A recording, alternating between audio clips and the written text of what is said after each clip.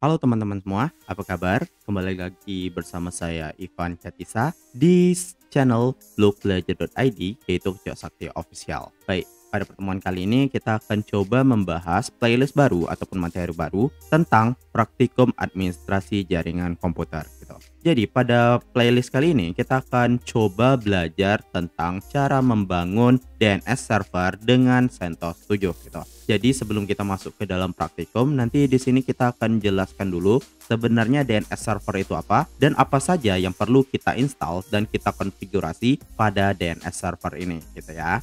Oke, kita mulai dulu. Sebenarnya DNS server atau singkatan dari Domain Name System merupakan salah satu server yang digunakan sebagai penerjemah alamat IP menjadi nama host agar lebih efektif dalam pengaksesannya dan mudah diingat gitu. Selain itu juga, DNS juga dapat digunakan sebagai identifikasi suatu komputer ataupun mesin ataupun layanan agar dapat dijangkau oleh user. Contohnya seperti kita. Untuk DNS sendiri memiliki kaitan erat dengan IP address dari setiap website yang ada dalam internet gitu ya. Jadi DNS server ini sebenarnya kita butuhkan untuk mengakses seluruh layanan di internet, khususnya layanan DNS, di mana untuk DNS ini akan mengidentifikasi setiap alamat IP yang ada di internet. Contoh sederhananya dari DNS ini yaitu diibaratkan sebagai buku telepon dalam internet. Misalnya kita ingin mencari alamat, contohnya seperti Facebook ataupun Google pada URL bar di browser. DNS yang akan bertanggung jawab untuk mencari IP address dari setiap mesin ataupun website yang ada di internet. Bayangkan misalnya kita nggak ada DNS, otomatis nanti kita mencari suatu informasi ataupun website pasti menggunakan IP address. Oleh sebab itu pasti akan sulit untuk kita untuk mencari dan mengidentifikasi informasi yang ada gitu ya. Makanya pada praktikum kali ini kita akan belajar tentang bagaimana caranya membangun DNS server. Jadi kita nanti akan membangun server sederhana di mana server yang kita bangun ini kita tidak perlu lagi mengakses melalui alamat IP, melainkan kita mengakses nama dari host ataupun mesin yang kita bangun ataupun server yang kita bangun nantinya. Ada beberapa struktur DNS yang perlu kita perhatikan dan pada umumnya pasti akan muncul pada proses pembuatan DNS. Jadi kalau kita perhatikan pada link berikut yaitu https www.belajar.id, dan sebenarnya pada URL ini terdapat beberapa struktur DNS. Yang pertama yaitu ada namanya HTTPS. HTTPS ini merupakan protokol. Jadi protokol ini yang bertanggung jawab untuk mengarahkan layanan yang ada pada internet. Contohnya di sini kita menggunakan protokol HTTPS. Protokol HTTPS ini merupakan protokol yang digunakan untuk mengakses layanan web biasanya. Dan kemudian ada namanya di sini www, merupakan bagian dari hostname. Jadi hostname ini merupakan nama dari host atau bisa disebut juga nama dari mesin yang akan kita buat ataupun server yang akan kita buat. Biasanya untuk hostname ini bisa berupa contohnya web.apa gitu, lalu ada namanya mail.apa gitu. Jadi lebih mengidentifikasi nama dari mesin ataupun server yang akan kita bangun. Selanjutnya ada namanya blog belajar. Blog belajar ini merupakan nama domain utama kita. Dan untuk blog belajar ini ataupun nama domain utama ini kita harus membuat dengan nama yang unik. Maksudnya di sini kita tidak boleh menggunakan nama yang sudah ada di internet karena host ini ataupun domain ini merupakan identitas dari suatu mesin ataupun layanan yang kita buat. Bayangkan misalnya ada nama yang sama, otomatis nantinya mesin kita akan kebingungan bahwa nama ini sebenarnya punya siapa gitu. Makanya dalam pembangunan DNS itu kita hanya perlu menentukan satu nama unik yang mengidentifikasi alamat IP dari mesin ataupun server yang kita miliki. Kemudian ada namanya .id. ID ini merupakan top level domain. Jadi contoh selain ID ini ada namanya .com, .net, .org dan lain sebagainya. Jadi masih banyak lagi. Dan terakhir di sini ada namanya titik. Titik ini dapat disebut sebagai root level domain. Biasanya untuk root level domain ini hierarkinya paling atas. Dan pendefinisian alamat hierarki DNS ini biasanya kalau kita membaca itu pasti dari belakang karena dia berada pada root ini paling atas, kemudian ada ID ini top level domain, baru block belajar merupakan domain ataupun nama sistem kita, habis itu hostname ini nama mesin ataupun nama layanan yang akan kita bangun, dan yang terakhir protokol. Biasanya ada juga istilah namanya second level domain. Untuk second level domain itu biasanya gabungan antara hostname, domain name ataupun subdomain. Jadi sebenarnya sama aja. Secara sederhana, struktur ataupun hierarki dari DNS ini seperti ini. Pada pembuatan DNS, ada beberapa record ataupun informasi yang perlu kita perhatikan. Karena informasi record ini merupakan informasi yang cukup penting dalam pendefinisian DNS kita. Yang pertama ada namanya SOA atau kita sebut dengan Start of Authority, merupakan script ataupun sintak yang digunakan untuk menandakan awal dari berkas zone dan mendefinisikan parameter dari zona.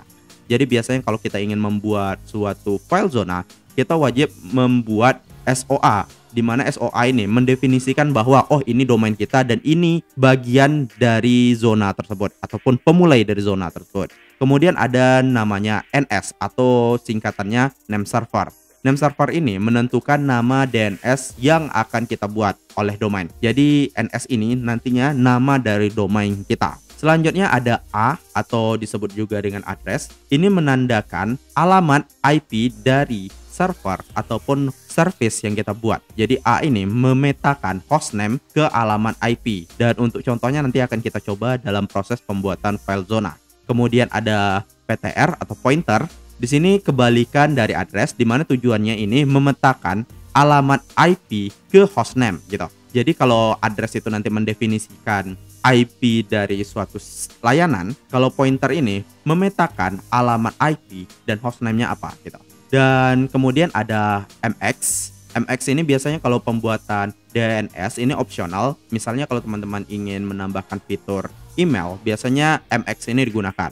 MX ini merupakan mail exchange yang tujuannya untuk memetakan alamat domain untuk mail server. Jadi kalau misalnya kita ingin membuat layanan web server dan kita tidak ingin mengakses halaman web server itu melalui IP, otomatis kita perlu mendefinisikan MX pada DNS kita. Dan terakhir yang paling umum biasanya CNAME atau canonical name. Jadi canonical name ini merupakan pemetaan nama alias dari domain ataupun host name kita. Jadi misalnya kita ingin hidden nama domain utama kita dapat menggunakan CNAME ini. Atau kita ingin membuat host di mana host 1 dan host 2 ini sama, makanya kita menggunakan canonical name. Jadi kita memberikan alias untuk nama domain utama kita. Dalam proses pembuatan DNS, kita perlu mendefinisikan dua buah zona.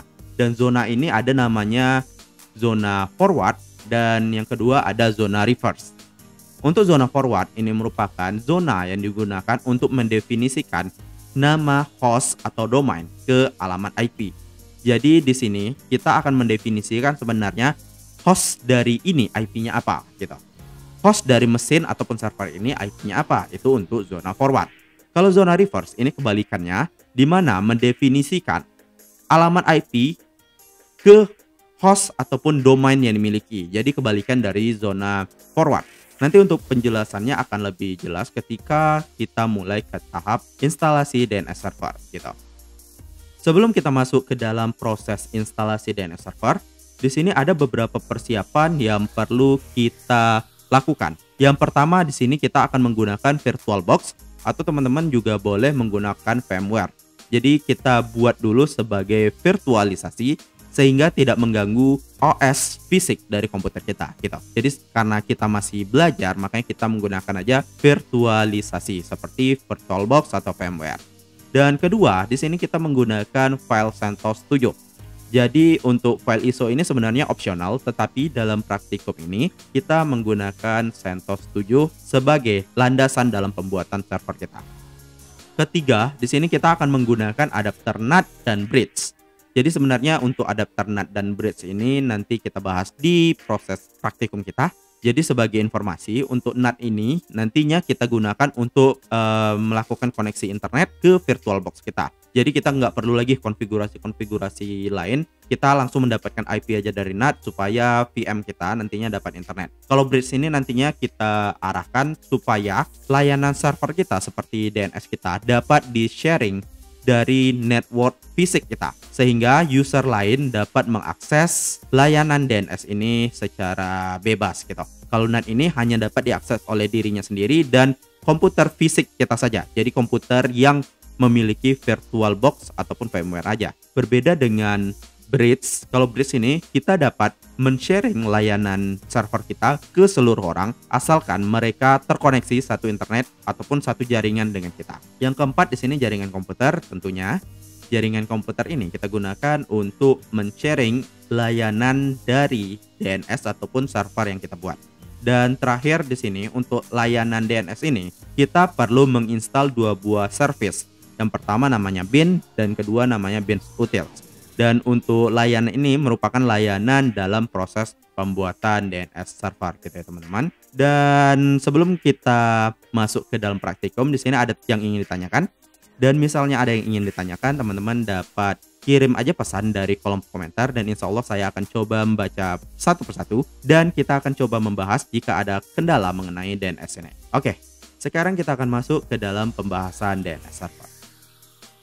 Baik teman-teman, untuk proses praktikum kita di sini akan menggunakan namanya VirtualBox. Jadi di sini pastikan teman-teman sudah melakukan instalasi terlebih dahulu terhadap OS yang akan kita gunakan. Dan untuk OS yang kita gunakan di sini yaitu CentOS 7 dan di sini saya sudah melakukan instalasi untuk CentOS 7 ini. Jadi misalnya teman-teman ingin menggunakan sistem operasi lain, sebenarnya untuk konfigurasinya sama aja, tetapi perbedaannya hanya tempat peletakan setiap paket yang ada pada layanan DNS tersebut. Jadi sebenarnya sama aja, sehingga teman-teman bebas ingin memilih sistem operasi apa yang ingin digunakan.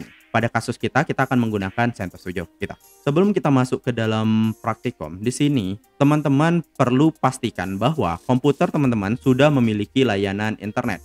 Dan untuk melakukan koneksi ini sebenarnya dapat kita lakukan dengan melakukan tes ping menggunakan CMD. Jadi pada bagian pojok Windows ini kita ketikkan CMD. Oke, lalu enter. Oke, kita tunggu dulu sampai program CMD terbuka. Baik, kalau sudah terbuka seperti ini, kita perlu melakukan tes koneksi apakah komputer yang kita gunakan ini sudah memiliki layanan internet atau belum. Jadi kenapa kita perlu melakukan pengecekan terlebih dahulu? Karena untuk menginstal beberapa layanan DNS ini kita perlu terkoneksi ke internet terlebih dahulu gitu. Untuk melakukan pengecekan koneksi kita ketikkan aja pinggoogle.com dan pastikan di sini sudah ada replay seperti ini. Kalau sudah replay seperti ini, tandanya teman-teman sudah terkoneksi dengan internet yang teman-teman miliki gitu. Oh ya, sebagai informasi mengenai DNS server ini. Jadi ketika kita mengetikkan pinggoogle.com secara tidak langsung di sini sebenarnya kita mengakses DNS server dari punya Google.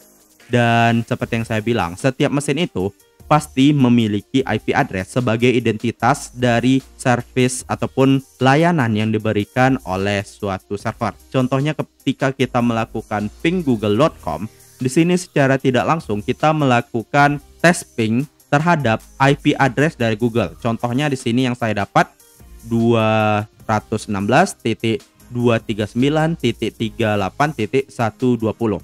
Jadi untuk IP DNS yang kita akses yaitu 216.239.38.120. Kalau nggak percaya, teman-teman juga bisa melakukan tes ping terhadap IP yang diperoleh ini.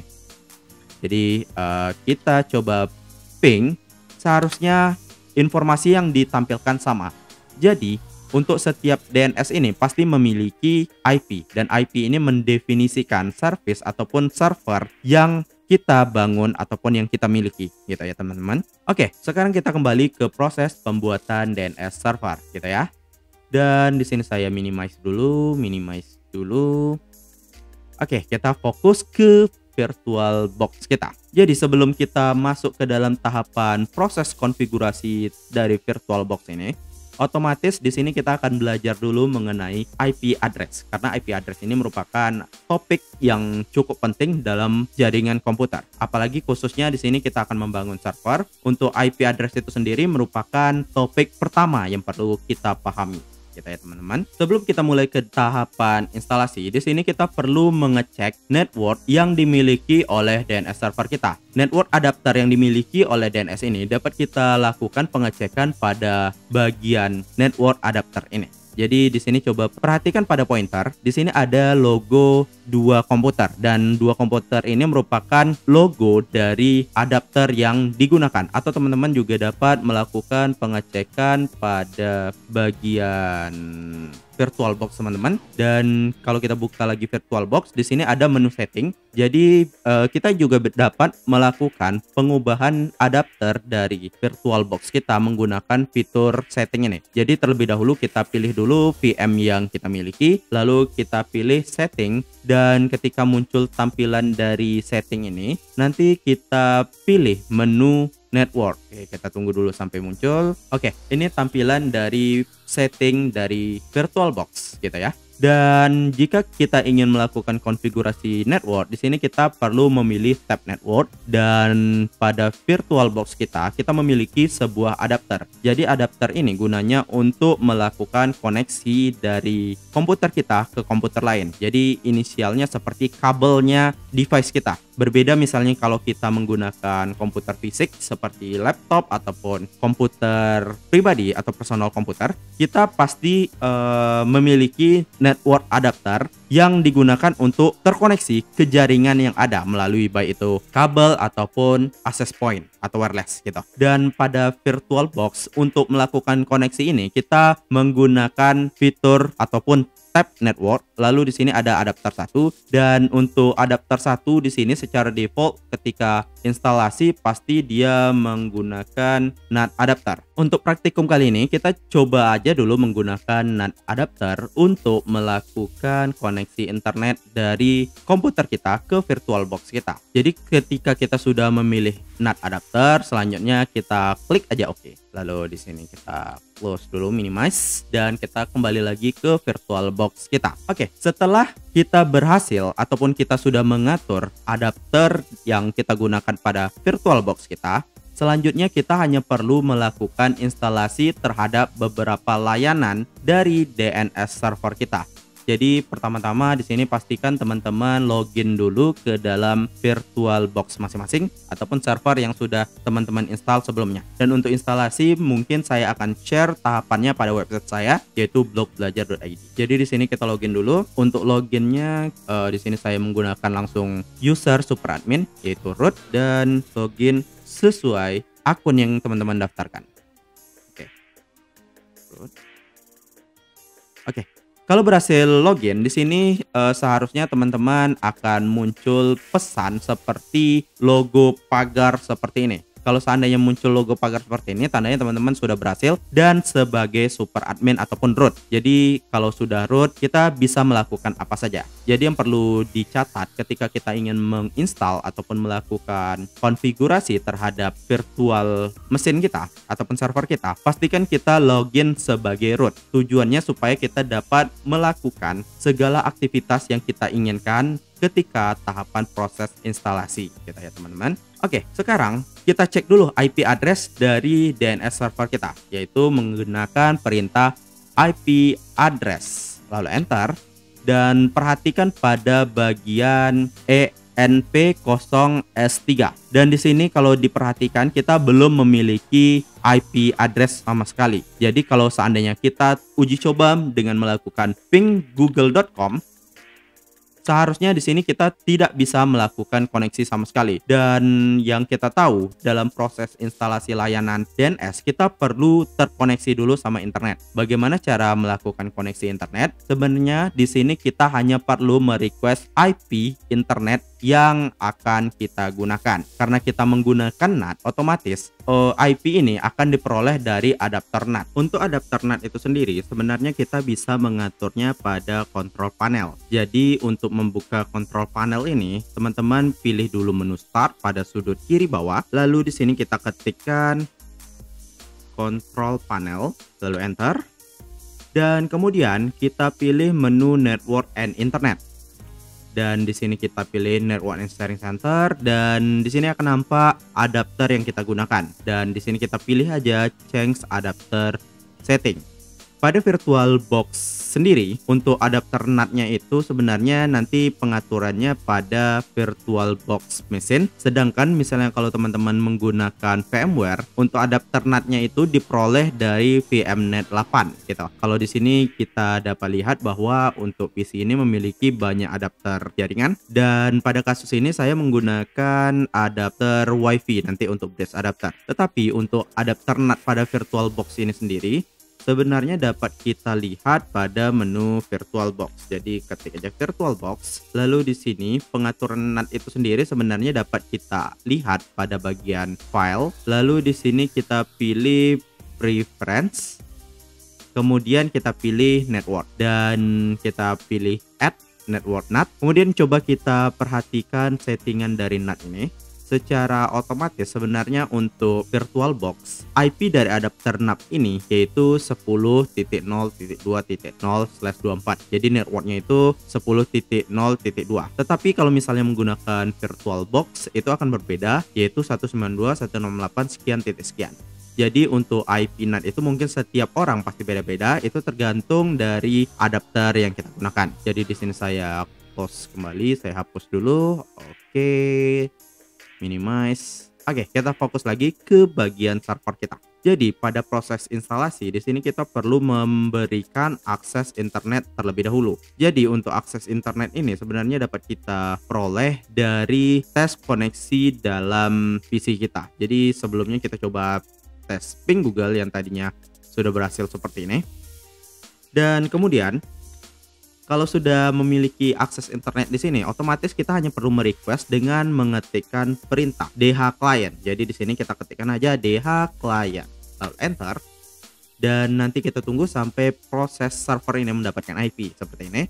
Kalau sudah muncul seperti ini, tandanya kita sudah mendapatkan IP. Kalau nggak percaya, tinggal kita clear dulu dan kita ketikkan IP address. Dan perhatikan, di sini kita sudah mendapatkan IP address yaitu 10.0.2.15. Jadi yang seperti saya bilang sebelumnya, untuk setiap virtual machines itu pasti berbeda-beda IP yang diperoleh. Jadi sebenarnya perbedaan NAT dengan bridge ini dalam alokasi IP. Kalau kita menggunakan NAT, nanti alokasi IP-nya ini tergantung dari mesin VirtualBox kita masing-masing. Tetapi kalau seandainya kita menggunakan adapter bridge, otomatis alokasi IP itu akan diperoleh dari koneksi yang kita hubungkan. Contohnya, misalnya kita terkoneksi dengan WiFi, maka untuk IP-nya ini akan diperoleh dari DHCP WiFi tersebut. Begitu juga misalnya kalau kita menggunakan kabel, maka nanti diperoleh dari DHCP dari kabel itu sendiri. Jadi kasus pertama kita gunakan aja NAT supaya kita lebih mudah dalam koneksi internet gitu ya. Intinya kalau PC kita terkoneksi internet, otomatis kita ketikkan aja DH client, pasti kita akan dapat koneksi internet juga pada VirtualBox kita. Oke, kalau sudah sampai tahapan ini, kita tinggal install aja beberapa paket yang kita butuhkan. Dan yang kita butuhkan ini adalah bin utils sama nano kita tambahkan untuk text editor. Dan untuk melakukan instalasi ini kita menggunakan perintah yum install -y lalu nama paketnya yaitu bin utils sama nano untuk text editor kita. Jadi untuk nano ini sebenarnya kondisional. Kalau misalnya teman-teman ingin menambahkan text editor sesuai keinginan, jadi tinggal install aja. Tetapi kalau misalnya nggak ingin menambahkannya, teman-teman bisa juga menggunakan text editor bawaan dari Linux, contohnya V. Dan kalau saya pribadi lebih suka menggunakan text editor nano. Jadi kita enter aja dan kita tunggu sampai proses selesai. Dan ini prosesnya tergantung koneksi teman-teman. Kalau seandainya kencang maka proses instalasi cepat. Contohnya seperti ini. di sini proses instalasi sudah selesai dan seharusnya kita sudah memiliki layanan untuk DNS server, dan itu baru tahapan awal. Oke, sebelum kita lanjut ke dalam konfigurasi DNS server, di sini kita kembalikan dulu adapter kita menjadi bridge adapter. Jadi untuk melakukan perubahan adapter tadi, bisa kita gunakan fitur dari VirtualBox ini, atau teman-teman juga dapat menggunakan tombol network ini, lalu klik kanan dan nanti pilih aja namanya network setting, dan mungkin di sini nggak nampak tampilannya seperti ini. Jadi kalau kita pilih nanti ada dua pilihan, ada namanya network setting sama disconnect jaringan, dan kita pilih aja nomor 1. Dan setelah muncul tampilan seperti ini, kita tinggal ubah aja attach to-nya dari NAT menjadi bridge seperti ini. Kemudian untuk nama adapter ini kita pilih aja sesuai dengan adapter yang kita gunakan. Jadi di sini kalau misalnya kita menggunakan WiFi, maka kita gunakan adapter WiFi kita. Contohnya Realtek RT-L8821. Atau kalau misalnya menggunakan kabel atau Ethernet, jadi pilih aja yang tipe dari Ethernet tersebut. Jadi kasus kali ini saya menggunakan WiFi. Dan untuk melihat tipe ini sebenarnya teman-teman dapat melihat pada control panel yang seperti ini. Dan di sini lihat aja pada bagian bawah apa nama adapternya. Jadi nama adapter WiFi saya Realtek RT-L88. Jadi tinggal disesuaikan aja namanya. Dan kalau misalnya menggunakan adapter Ethernet, jadi tinggal disesuaikan aja gitu. Jadi di sini saya terkoneksi jadi menggunakan WiFi, otomatis untuk adapter saya menggunakan WiFi juga. Oke, di sini kita minimize dan di sini kita tinggal oke kan aja. Oke, seperti ini. Kemudian, di sini kita akan belajar ke tahapan paling penting, yaitu melakukan konfigurasi IP address. Jadi sebelum kita masuk ke dalam instalasi server ataupun memberikan layanan-layanan server, otomatis di sini kita perlu untuk menginstal ataupun menentukan IP address dari komputer kita. Untuk melakukan edit IP address ini dapat kita lakukan dengan mengubah nama adapternya. Jadi di sini kita ketikkan lagi IP address. Dan di sini perhatikan untuk nama adapter kita yaitu ENP0S3. Jadi untuk adapter ini yang akan kita ubah. Oke, di sini kita clear dulu. Jadi di sini ada kesepakatan yang akan kita buat dalam penentuan IP address kita. Jadi di sini saya sudah mengeliskan IP address yang kita gunakan. Untuk IP CentOS ini pada DNS kita akan menggunakan 192.168.90.90. Dan IP Windows nanti kita ubah 192.168.90.190. Jadi 100 tambah 90 itu. Jadi nantinya kita ingin mencoba apakah DNS server kita dapat diakses dari klien, dan klien kita ini contohnya Windows kita. Dan untuk DNS server kita sepakati aja namanya blogbelajar.net.id gitu untuk nama utama domain kita. Dan untuk hostnya kita akan membuat 3 buah host. Yang pertama NS1, yang kedua DNS, dan ini DNS ini kita dapatkan dari alias dari NS1. Nanti kita menggunakan chronicle name atau CNAME. Dan yang ketiga kita coba menambahkan satu host baru yang tujuannya untuk mendaftarkan IP dari Windows kita. Jadi ingat ya, untuk IP CentOS kita 90.90.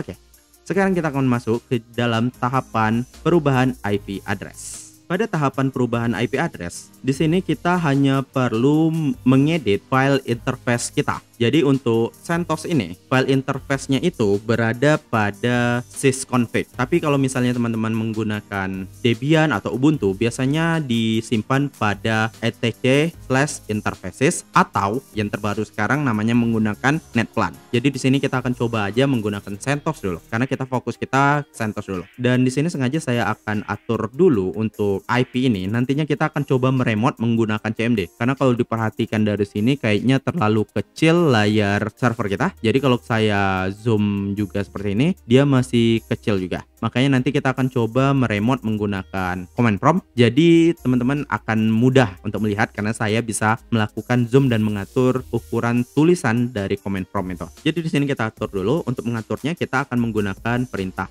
nano/etc sysconfig network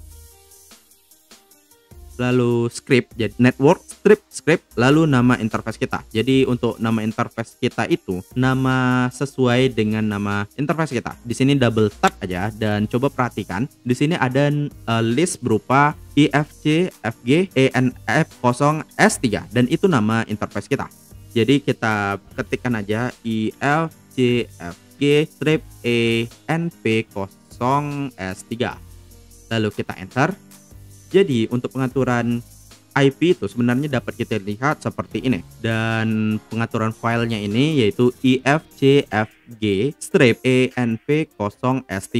Jadi kalau teman-teman ketinggalan tinggal ketik aja lokasi dari ini, nanti akan kita buka lagi menggunakan SSH biar lebih jelas tampilan dari pengaturan file ini. Oke, untuk melakukan perubahan IP yang perlu kita ubah di sini hanya pada bagian boot proto ini. Dari awalnya DHCP kita ubah menjadi static tanpa spasi. Kemudian kita ubah on bootnya yang paling bawah menjadi yes, dari no menjadi yes. Kemudian di sini kita tambahkan baris baru untuk mendefinisikan alamat IP kita. Jadi di sini saya tab, di sini kita ketikkan IP addr sama dengan baru nama alamat IP kita. Jadi kita menggunakan 192.168.90.90. Lalu enter dan kita tambahkan juga namanya netmask.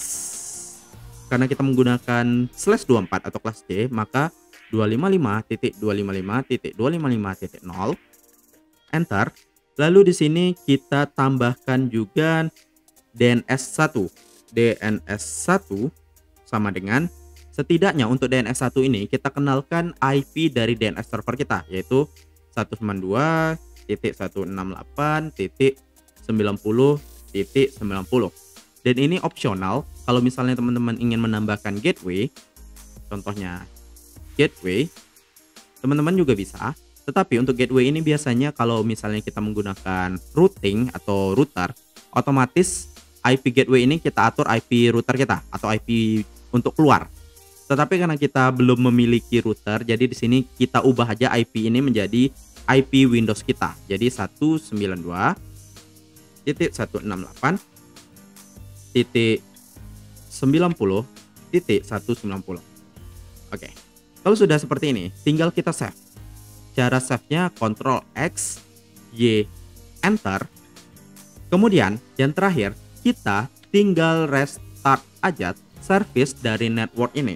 Caranya menggunakan systemctl restart network. Enter. Dan sekarang kita cek apakah network yang kita atur itu sudah berubah atau tidak. Caranya bisa menggunakan IP address. Enter. Dan coba perhatikan, di sini IP address kita sudah berubah sesuai dengan keinginan kita, yaitu 192.168.90.90. Kalau sudah seperti ini, tandanya kita sudah bisa melakukan koneksi SSH dari luar kita.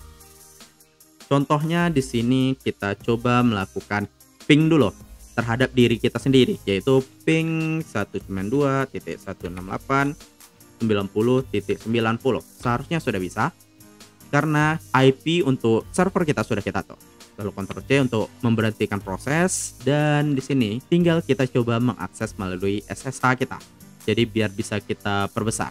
Untuk mengakses dari SSH, otomatis kita perlu menyamakan dulu IP address kita dengan IP Windows kita. Jadi setidaknya harus dalam satu network. Dan untuk pengaturan IP address ini kita dapat mengubahnya pada network connection ini. Dan kita tadi bridge-nya menggunakan WiFi, jadi klik kanan, lalu kita pilih properties. Kemudian di sini kita pilih IPv4 dan use following IP. Di sini kita masukkan 192.168.90.190. Lalu di tab aja.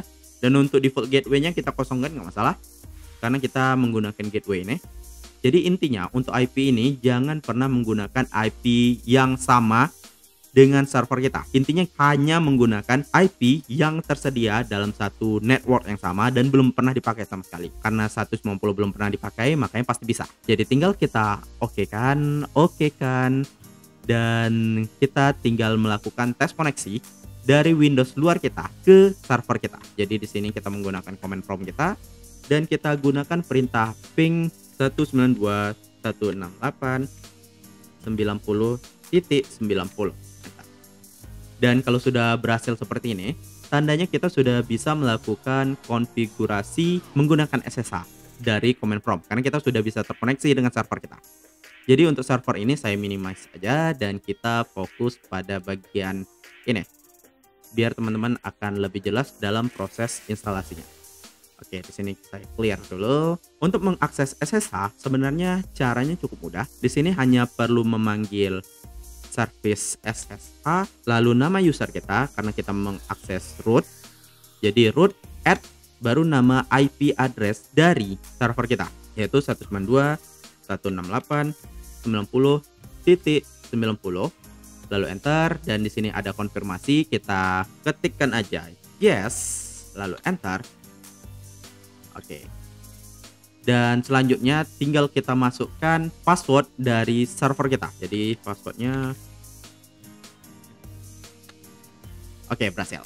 Jadi kalau seandainya sudah berhasil, nanti di sini akan muncul informasi last login kita kapan. Jadi di sini saya clear dulu. Oke, kayaknya kurang besar ya. Saya besarkan dulu properties.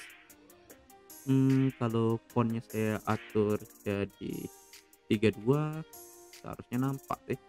Jadi saya close dulu kayak. Lalu kita buka kembali. Oke, lebih besar ya. Selanjutnya di sini kita akses ulang SSH kita. Jadi SSH spasi root add IP address kita 192.168.90.90. Lalu enter dan masukkan password kita.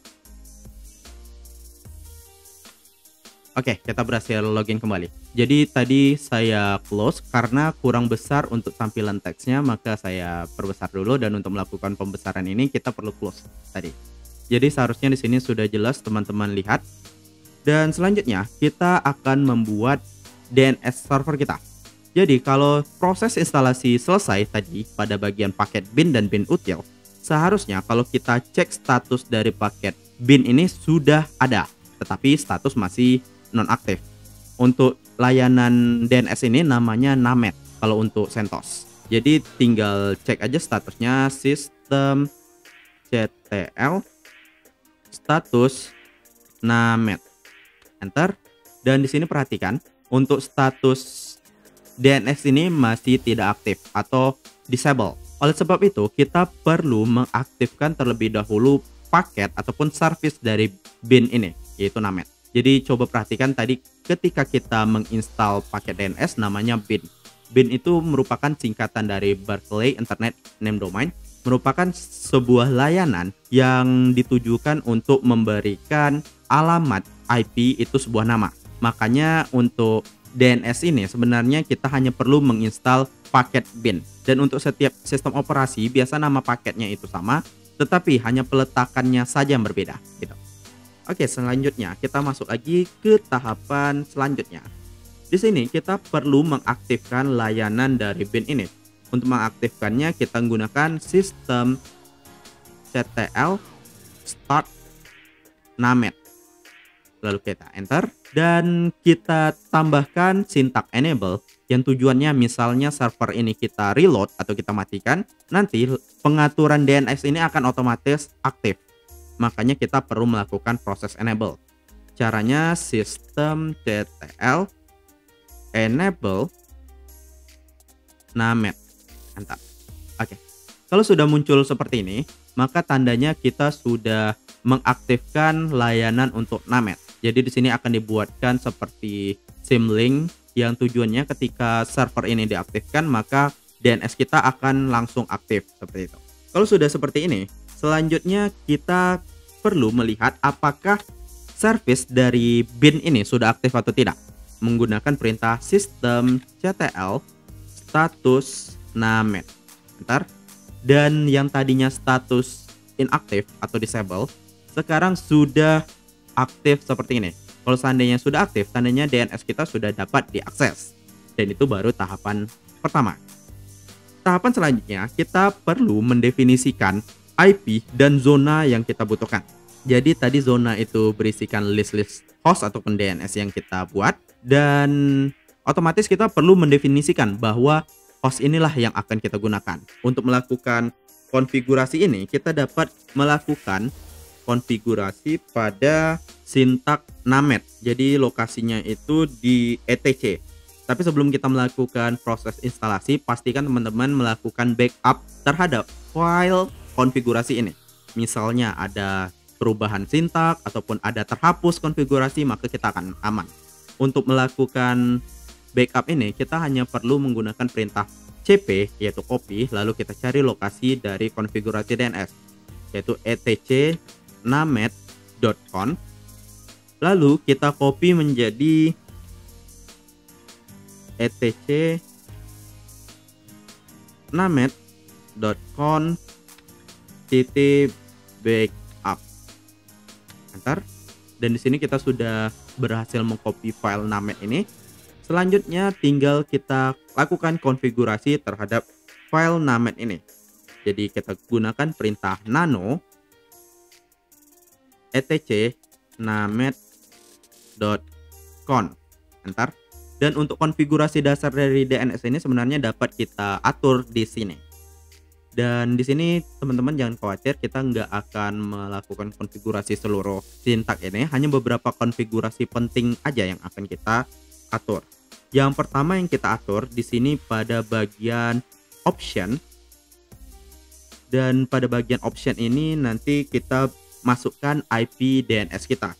Jadi di sini kita masukkan 192.168.90.90. Lalu jangan lupa titik koma. Jadi pastikan tidak ada sintak yang salah ketik, karena titik koma spasi itu akan berbeda di pengaturan ini. Kemudian yang perlu kita atur pada bagian allow query ini. Dan untuk allow query ini pada bagian localhost ini, kita definisikan network dari IP kita, yaitu 192.168.90.0/24. Jadi maksudnya di sini kita mengizinkan domain dengan network segini, dan kita tambahkan juga titik koma any. Maksudnya di sini kita juga mengizinkan DNS dari alamat network yang berbeda, seperti itu. Dan setelah ini kita tambahkan baris baru di bawah allow query ini dengan nama allow query cache spasi buka kurung, lalu kita samakan aja seperti yang di atas. Localhost titik koma, lalu network kita 192.168.90/24, lalu titik koma, kita tambahkan any titik koma, dan jangan lupa buka kurung kurawal dan titik koma. Intinya jangan ada salah dalam proses penulisan ini. Dan di sini hanya kita perlu menambahkan 3 buah baris ini. Yang pertama pada bagian listen port 53. Jadi 53 ini merupakan port untuk DNS. Jadi makanya kita mendefinisikan untuk port 53 ini alamat DNS kita ini gitu. Makanya kita perlu mengatur IP address terlebih dahulu. Kemudian di sini kita scroll ke paling bawah. Oke, di bagian zona ini, di sini kita perlu menambahkan 2 buah file ataupun 2 buah sintak zona yang mendefinisikan zona forward dan zona reverse. Jadi untuk 2 zona ini sudah kita jelaskan di awal video tadi. Untuk zona forward itu mendefinisikan alamat domain atau nama domain itu IP-nya berapa.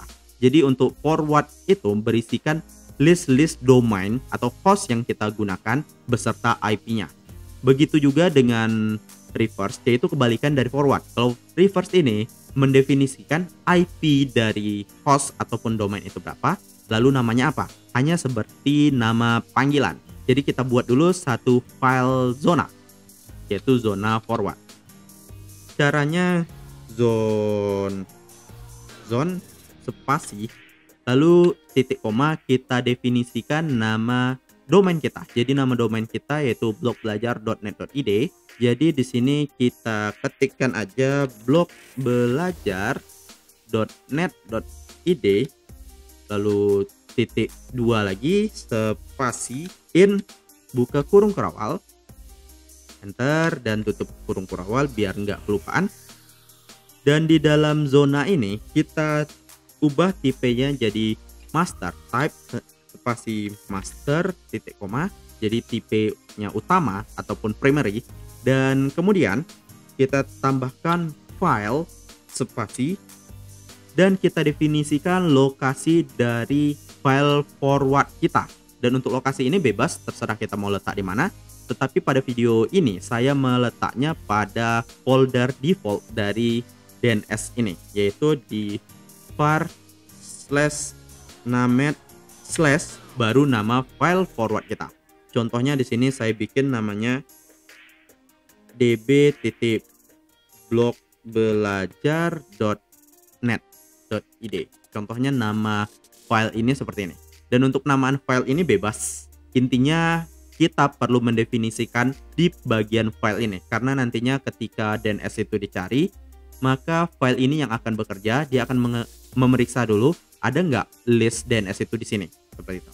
Lalu kutip 2 titik koma dan terakhir kita tambahkan allow update spasi buka kurung kurawal non titik koma tutup kurung kurawal titik koma. Oke. Dan sekarang kita sudah berhasil membuat sebuah zona forward. Selanjutnya pada bagian bawah ini kita buat juga untuk zona reverse. Jadi hampir sama isiannya, tetapi bedanya pada pendefinisian zona ini saja.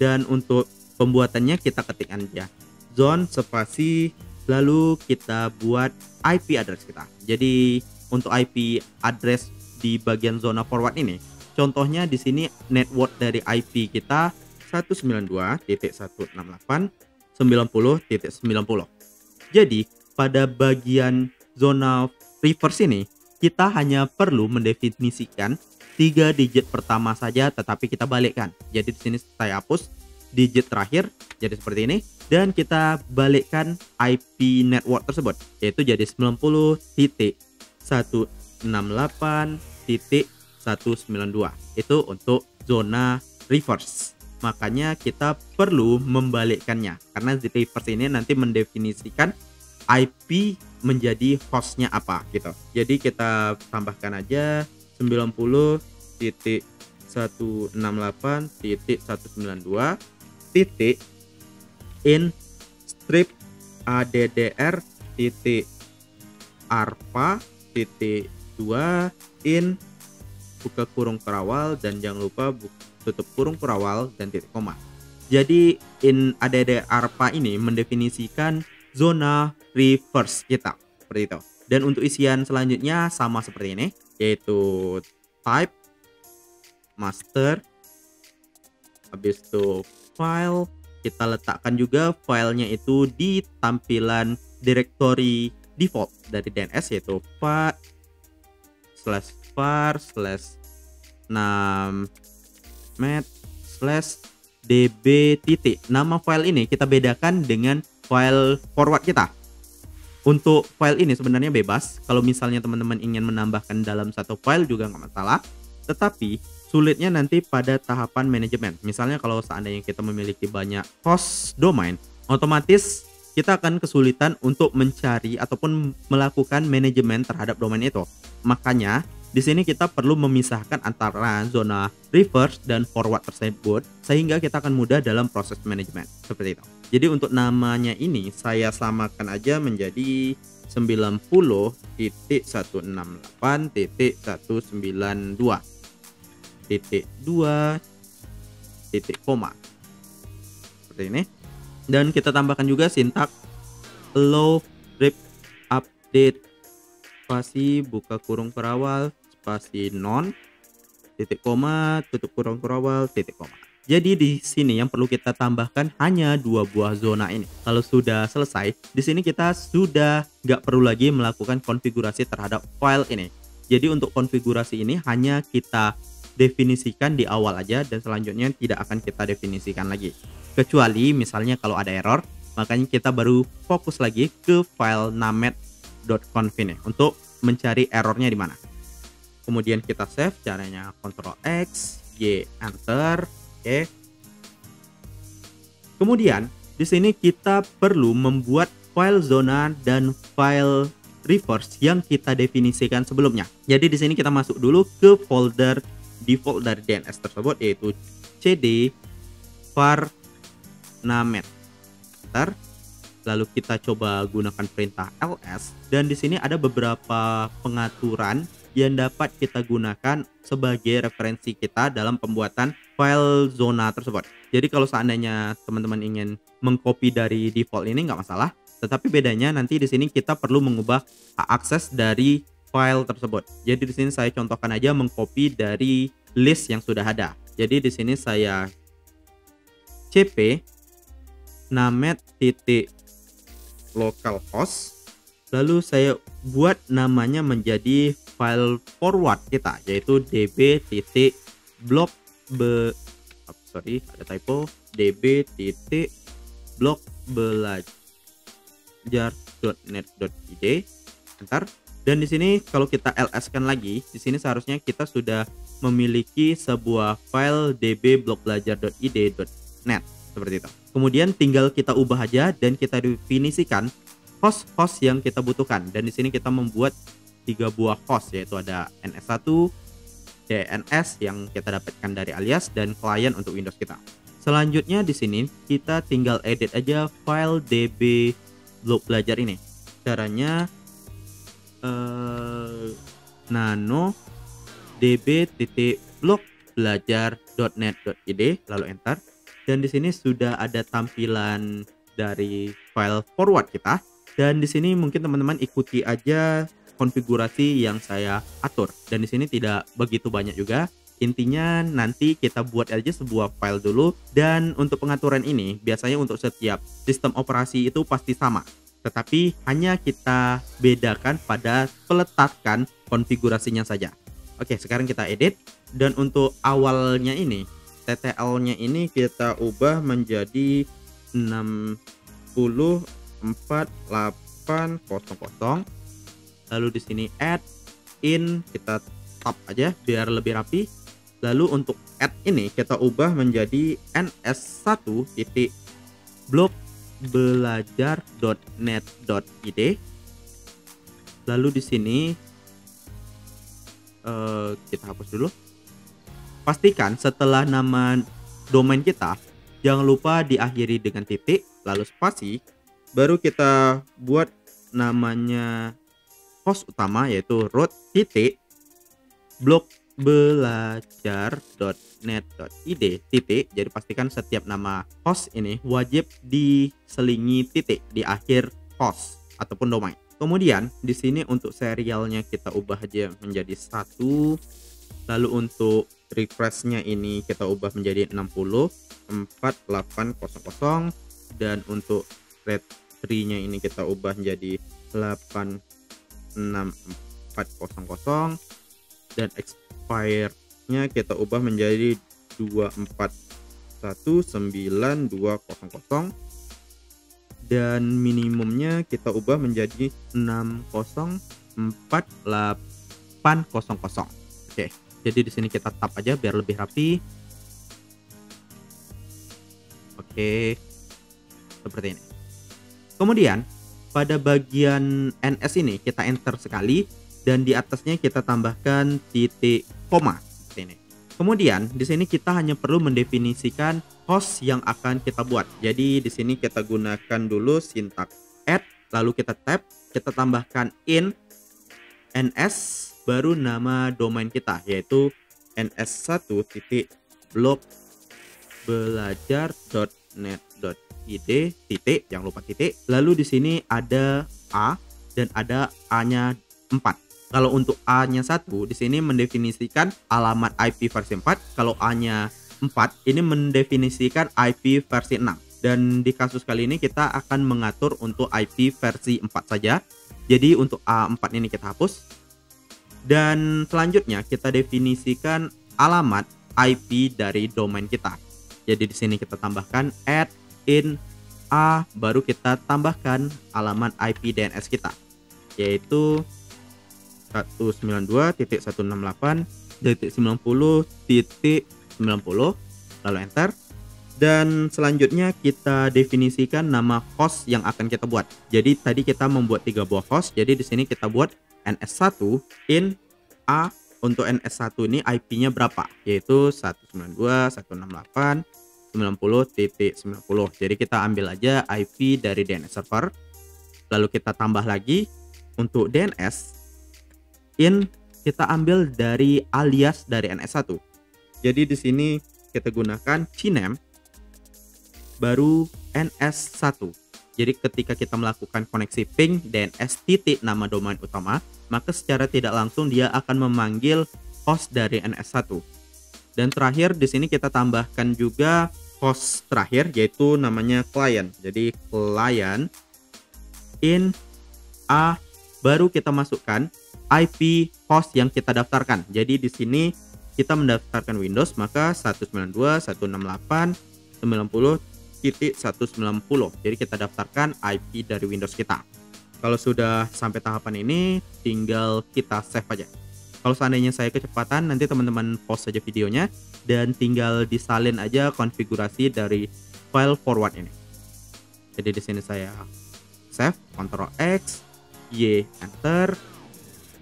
Kemudian biar lebih cepat, di sini saya copy db-blockbelajar.net ini menjadi file reverse kita, yaitu cp db blok belajar menjadi db.168.192.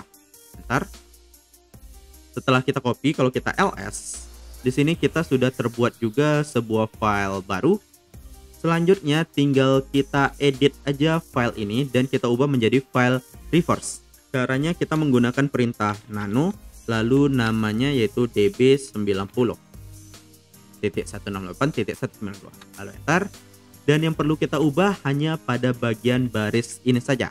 Jadi kalau pada barisan forward ini mendefinisikan host IP-nya berapa. Kalau kita menggunakan reverse, ini kebalikan, IP-nya berapa, hostnya berapa. Jadi yang perlu kita pakai di sini kita hapus dulu. Kemudian untuk NS1 ini kita ubah menjadi IP terakhir. Jadi sini saya tambahkan aja biar nampak bedanya.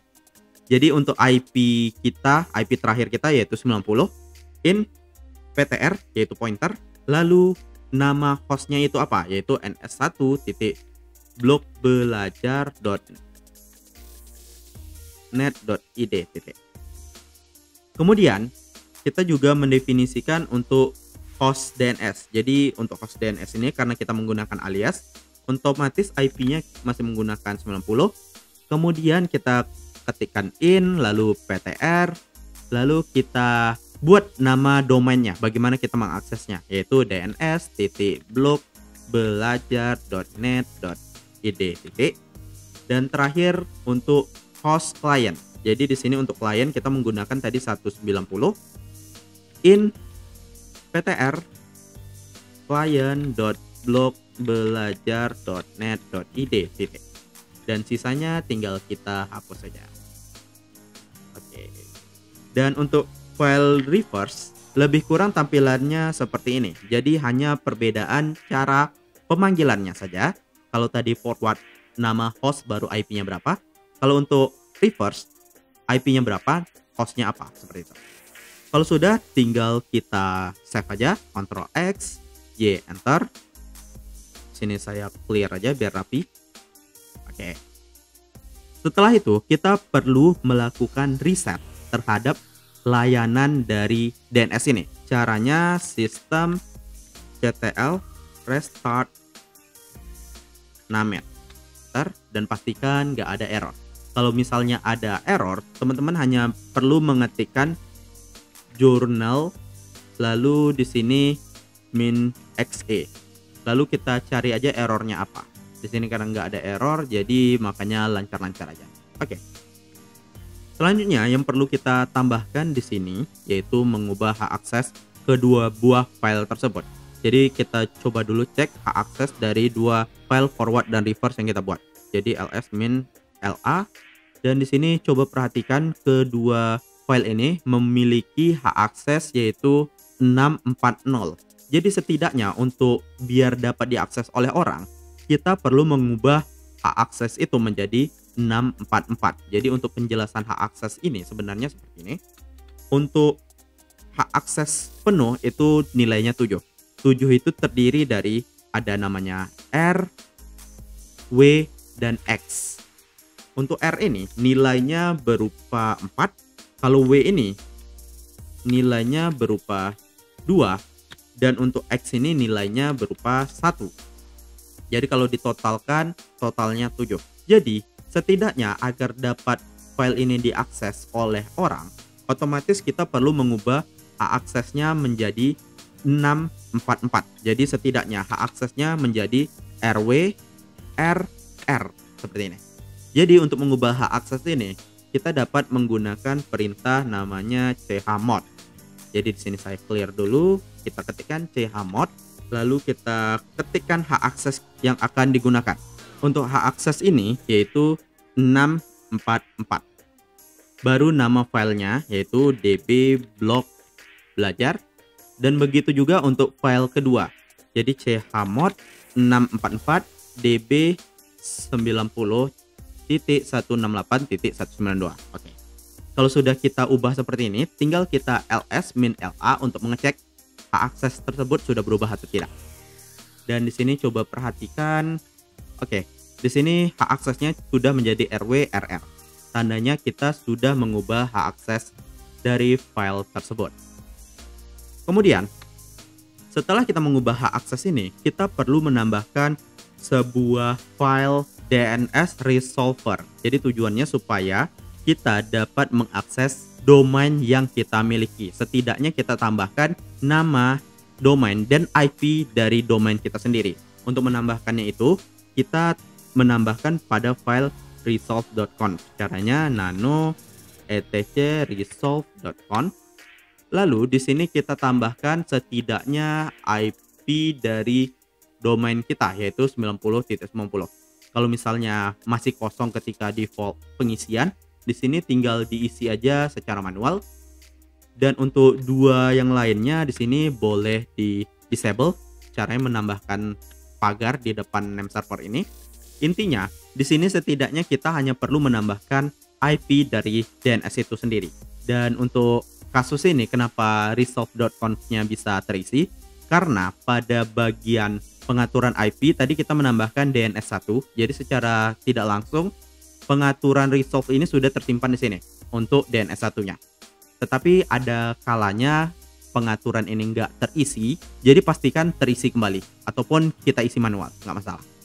Oke, setelah kita isi seperti ini, tinggal Ctrl X, Y, Enter, dan terakhir kita restart kembali layanan dari DNS kita untuk memastikan bahwa semua layanan sudah bekerja atau tidak. Yaitu sistem ctl restart namet. Enter. Oke, nggak ada error, seharusnya tinggal kita uji coba. Bisa nggak DNS kita ini diakses atau tidak? Untuk melakukan uji coba, di sini kita dapat menggunakan fitur dig ataupun fitur menggali. Jadi untuk dig ini kita hanya perlu memasukkan nama domain kita yaitu dig. Contohnya yang kita cek pertama ns1.blokbelajar.net.id. Bentar. Oke. Kalau seandainya berhasil, di sini akan nampak informasi domain yang kita masukkan beserta IP-nya. Kalau seandainya gagal, di sini kemungkinan tidak akan diisi sama sekali ataupun kosong. Dan kalau terisi seperti ini, seharusnya kalau kita melakukan tes ping itu pasti berhasil. Atau menggunakan perintah nslookup untuk melihat informasi server yaitu nslookup baru ns1.blokbelajar.net.id seperti ini. Dan di sini sudah didefinisikan bahwa untuk ns1.blokbelajar.net.id IP-nya segini. Selanjutnya kita perlu mengecek juga kedua host yang kita daftarkan lainnya sudah berhasil atau tidak. Biasanya saya kalau pengecekan ini lebih sukanya menggunakan sintak dig lalu nama domain kita yaitu tadi ada DNS dns.blogbelajar.net.id, enter. Dan di sini sudah berhasil. Nampak bahwa untuk DNS ini dari Chronicle Name. Dan begitu juga yang terakhir kita uji coba untuk klien di client.blogbelajar.net.id, dan berhasil juga. Jika berhasil seperti ini, seharusnya DNS kita sudah berhasil kita buat.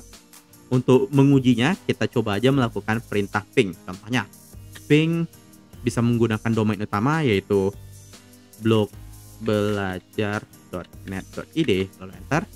Di sini berhasil dengan mengembalikan nilai IP 192.168.90.90, dan kita coba juga menggunakan host DNS titik. Lalu di sini berhasil juga dia memanggil IP 90.90, dan kalau kita uji coba pada IP Windows yaitu ping client.blogbelajar.net.id. Di sini juga berhasil karena kita bisa melakukan koneksi ke IP 192.168.90.190. Oke, kalau sudah sampai ke tahapan ini, seharusnya sudah berhasil proses pembuatan DNS server. Tetapi ini masih dalam server internal kita. Kalau misalnya kita coba uji coba pada bagian luar, seharusnya masih belum bisa. Bagian luar ini maksudnya klien kita. Jadi di sini saya buka command prompt baru. Jadi ini command prompt ini berisikan server kita. Dan selanjutnya kita coba membuka command prompt baru. Jadi saya minimize, lalu di sini saya ketikkan command prompt, enter. Oke, kita tunggu sampai muncul. Oke, kalau sudah muncul seperti ini tampilannya. Kalau misalnya kita coba melakukan ping terhadap domain yang kita miliki, seharusnya belum bisa. Jadi di sini saya ubah dulu ukuran tulisannya karena terlalu kecil menurut saya. Kita gunakan aja 36, enter, enable katanya. Oh, karena double ya. Oke, nggak masalah, dia sudah berubah. Oke, di sini udah lebih besar. Jadi di sini kalau misalnya kita coba melakukan ping ke alamat IP dulu. Kita untuk menguji Windows ini, menguji sisi klien, kita perlu melakukan koneksi menggunakan IP dulu. Bisa nggak dia terkoneksi berdasarkan IP? Kalau misalnya bisa, tinggal kita uji apakah bisa menggunakan nama dari domain tersebut. Seperti itu. Jadi kita coba dulu ngeping ping 192.168.90.90. Kita enter, ternyata berhasil. Jadi kalau sudah berhasil seperti ini, tandanya kita sudah terkoneksi ke DNS kita, tetapi masih mengakses melalui IP. Selanjutnya, di sini kita uji coba menggunakan nama dari DNS kita. Caranya kita coba melakukan ping nama DNS utama kita yaitu blogbelajar.net.id. Bentar. Oke, di sini dia nggak bisa melakukan ping. Tandanya server kita belum bisa mengakses DNS. Agar dapat mengakses DNS, di sini kita kembali lagi pada bagian pengaturan network Windows kita, yang ini. Kemudian pada adapter kita klik kanan properties.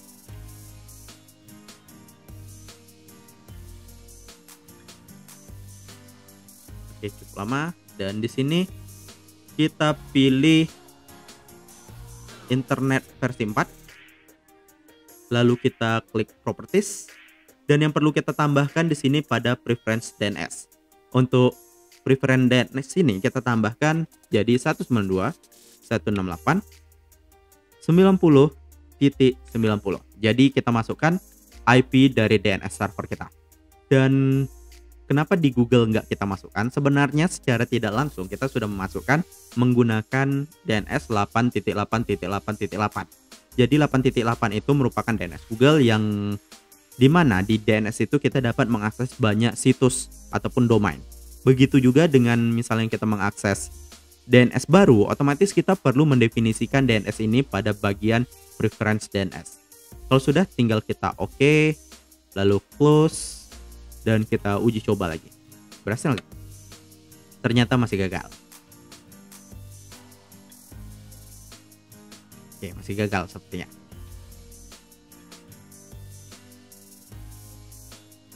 Nah, kan masih gagal, nggak masalah. Untuk proses gagal ini biasanya hanya pengaturan dari CentOS itu. Untuk CentOS kita hanya perlu menambahkan firewall di mana kita mengizinkan layanan service ini bisa diakses oleh klien. Caranya kita kembali lagi ke server kita. Jadi di sini saya remote kembali. Di sini masih terkoneksi. Oke, di sini saya clear dulu. Ingat ya, di sini DNS server kita. Dan yang kedua ini klien Windows kita. Jadi saya minimize dulu. Pada bagian server CentOS kita, di sini kita perlu menambahkan izin firewall. Caranya firewall/cmd, lalu kita tambahkan strip add strip service sama dengan DNS spasi strip permanen. Enter. Dan pastikan ada tulisan sukses. Kemudian, kalau sudah kita tambahkan, kita perlu melakukan restart. Caranya firewall cmd min reload namanya. Kemudian kita enter. Dan kalau sudah kita enter, kita tunggu sampai sukses dan seharusnya kita sudah bisa mengakses DNS kita dari luar ataupun klien. Dan di sini kita uji coba. Ini saya minimize dan kita buka lagi sisi klien. Yang ini, kalau kita ping, seharusnya sudah mau. Dan begitu juga untuk klien yang lain. Contohnya, kita gunakan perintah nslookup dns.blockbelajar.net.id. Oh, sorry, typo. nslookup. Di sini akan muncul informasi dari DNS. Kalau kita lakukan ping, seharusnya sudah berhasil juga. Ping dns.belajar. Oke, teman-teman, mungkin sekian dulu pembahasan kita kali ini. Dan untuk DNS ini sebenarnya merupakan tahapan yang paling penting dalam suatu pembuatan sistem server. Karena DNS ini secara umum kita gunakan pada setiap aktivitas yang kita lakukan. Contohnya, misalnya kita ingin mengakses halaman web, otomatis kita mengakses nama dari DNS tersebut. Contohnya, kita ingin mengakses Google, kita pasti memasukkan google.com atau google.co.id. Ataupun kita ingin mengakses berita seperti detik.com, pasti kita memasukkan nama domain tersebut. Dan kalau seandainya tidak kita daftarkan nama domain itu pada DNS, itu juga nggak masalah sebenarnya. Tetapi yang kita tahu, sifat manusia ini pasti sering lupa terhadap hal-hal detail seperti itu. Contohnya, kalau nggak kita daftarkan nama DNS, otomatis kita mengakses suatu sistem itu menggunakan alamat IP. Dan pasti kita sebagai manusia nggak akan hafal banyak IP ataupun sistem yang akan kita akses. Makanya kita perlu DNS server untuk menengahkan antara server kita dengan IP. Jadi kita nggak perlu lagi mengakses IP, melainkan kita hanya perlu mengakses nama dari server tersebut. Oke teman-teman, mungkin sekian dulu pembahasan kita. Mohon maaf jika ada kesalahan atau kekurangan. Dan misal kalau ada pertanyaan, dapat kirim aja langsung pada kolom komentar. Dan nanti kita akan coba membahas satu persatu tentang permasalahan yang teman-teman hadapi ketika membangun DNS server menggunakan CentOS saja. Terima kasih atas perhatiannya. Salam satu Prodi.